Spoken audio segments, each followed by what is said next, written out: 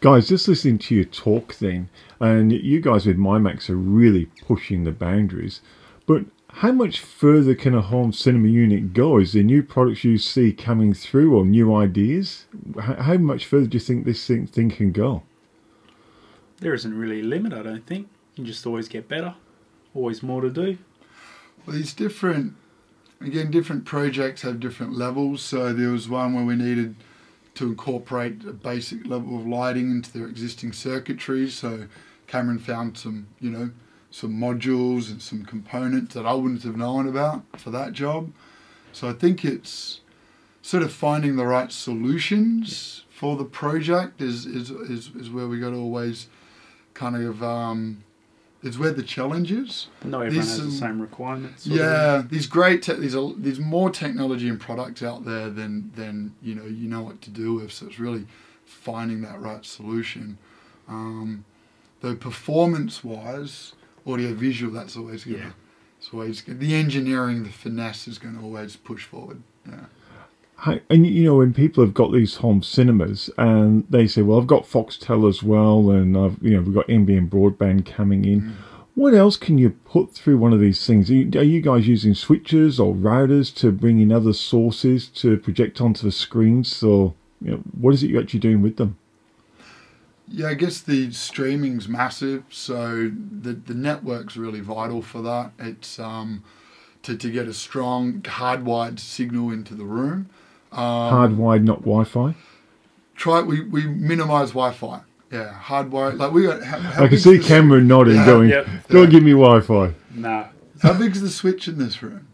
This is a 16. I think we've nearly filled it. We've only got like 2 ports left. Yeah. Yeah, so...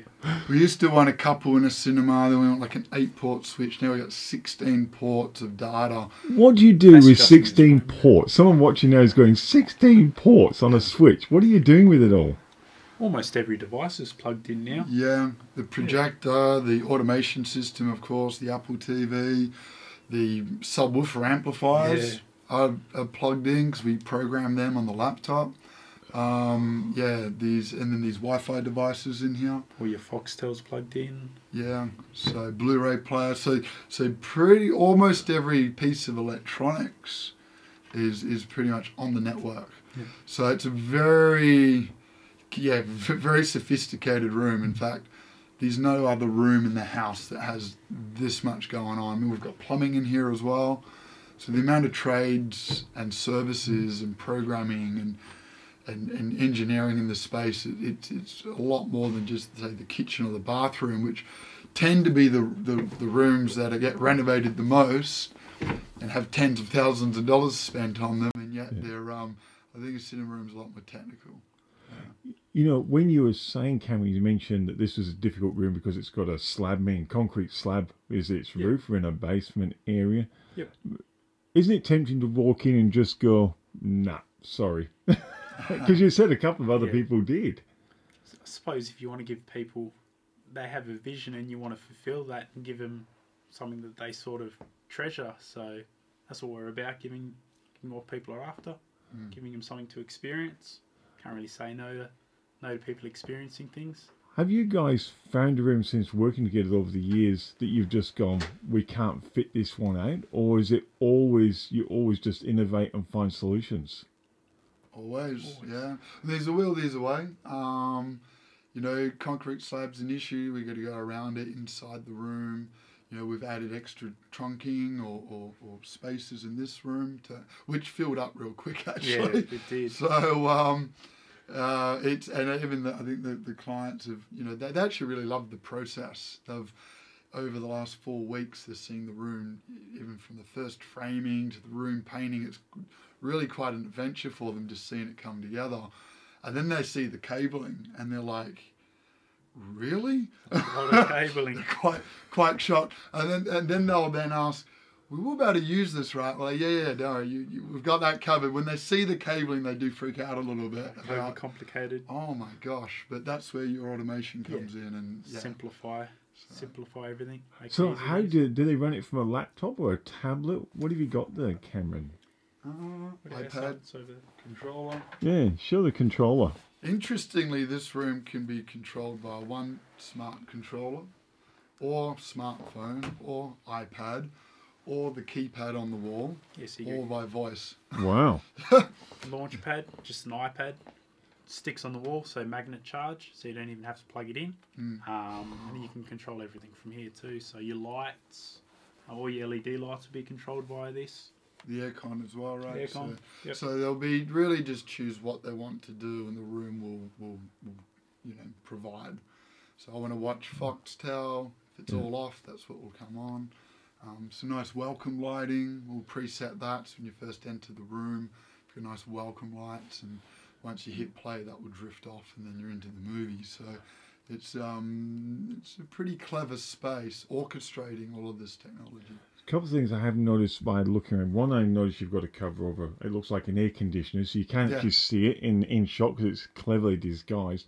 But I look around the ceiling, which is beautifully done in the shapes, but it actually, you've got lights on a concrete slab, no wires. I can't see any wires up there at all. Yeah, the existing pre-wire was in a couple of locations which we couldn't really change. So in this case, we've gone to a track lighting, where and we've branched off into a different direction by chance, pretty much where we wanted it anyway. Yeah. But then chose a pivotable sort of light that comes off that, which allows us to direct the lighting. So that's a new lighting we haven't used before, but again specific to this sort of requirement. And is that what you find, Cameron, when you go into rooms, the different sizes, you've suddenly got to start working out the different lighting, because it's not one size fits all, is it? You just lights. Exactly, and how many lights they require. Like, you don't want it to be too much light, because then it's off-putting. You want it to be like ambient light, but still be able to see where you're walking. So yeah, because we bring in extra lights to film you guys, because it's so poor old camera can't see you. And once the room's painted, we've got a serious amount of work lights in here, because it's like working a black hole. It's pretty I was going to say, you've got the dark carpet, or the black carpet, the black walls, but you have accented it. You've gone way out, and you've got these red accent, the red panels on the wall. Are they hiding speakers, Scott, or their sound? What are they? They're doing a number of jobs. They're hiding, certainly some speakers are integrated. We've then got sound quality control acoustics. So we've got various acoustic properties behind the fabric. And the beauty with sort of custom building, we can make them in a shape and pattern that has a really nice flow and look to the room, but very functional behind the fabric. So we don't have odd looking materials, which they are, behind the scenes they are kind of odd in different shapes, though specifically placed through the room, and they look pretty, which is nice, and we've added a little bit of colour, and the dark red's really cool because it's like your night vision colour, so when the big screen lights up, you don't get too distracted. And I noticed one of the other things you've done is you've put the projector outside of the room. I can look up, I'm actually going to show it on the camera, but it's actually looking through the wall, and you've got it outside in, is that a garage behind us? There is, yeah. So there's store space and garage space there. So we did that to actually extend the lens distance from the projector to the screen. Why did you do that? Allowed us to get a bigger screen. Oh.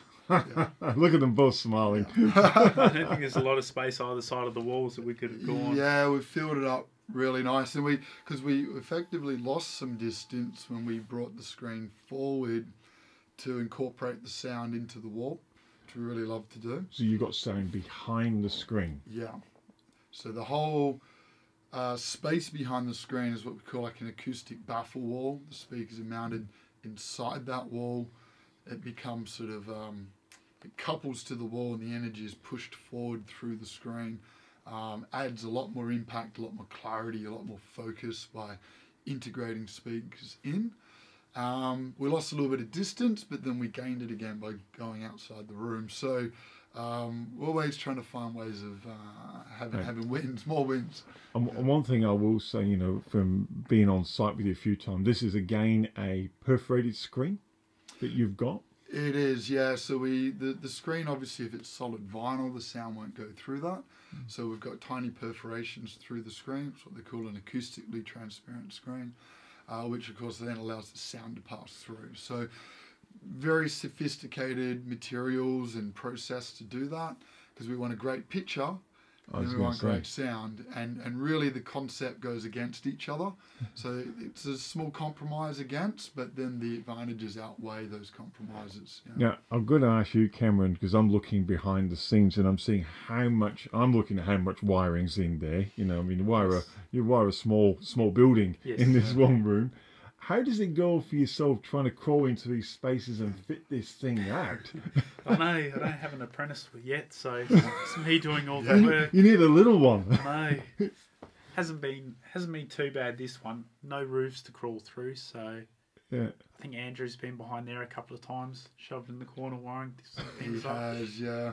There's a lot of the pre-wires done before a lot of the framing occurs. Yeah. So there's a bit more flexibility, but when we get to the nitty gritty of actually plugging in the racks, then it's a little bit tighter. But our racks are designed to come out into the room and give us a lot more Serviceability. access. Yeah. And that's one thing I would ask, you know, with those racks and the space, does that mean you have to custom the length of the different leads? I noticed you've got a few short, longs. You actually make them up yourself rather than buy them off the shelf?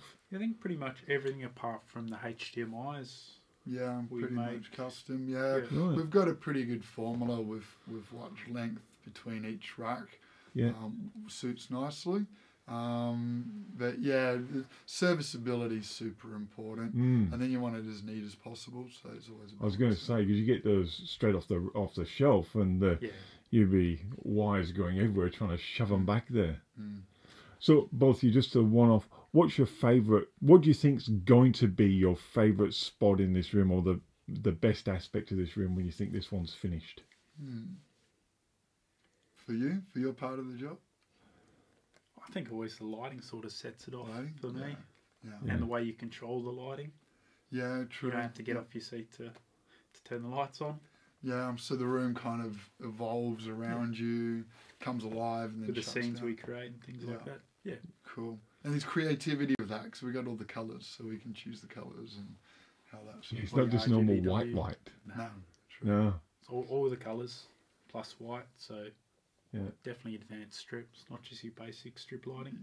Wow. I think there's 50 metres or so of coloured lights going into this room. Yeah. And Scott, I mean, you do lots of these, but I know you're just as passionate. Every room you actually rave about. But this one, when it's complete, what do you think is going to be your favourite achievement in this one? I think I really love the fact we've got such an awesome presence of the screen.